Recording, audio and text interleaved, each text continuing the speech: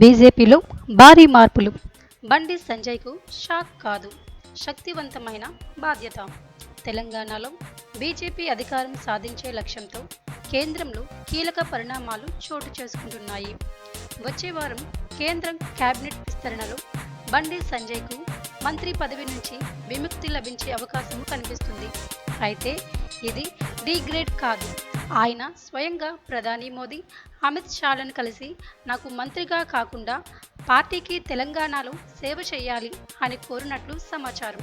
దీంతో బండి సంజయ్కు రాష్ట్ర రాజకీయాల్లో కీలక బాధ్యతలు ఇవ్వనున్నారు. ఆయన నూతన రాష్ట్ర బీజేపీ అధ్యక్షుడు రామచంద్రరావుకు తోడుగా విస్తృత పర్యటన చేస్తూ పార్టీని గెలుపు దిశగా నడిపించేందుకు రంగం సిద్ధమవుతుంది. అదే సమయంలో బండి స్థానంలో కేంద్ర మంత్రిగా లక్ష్మణ్కి అవకాశం దక్కే ఛాన్స్ ఉంది.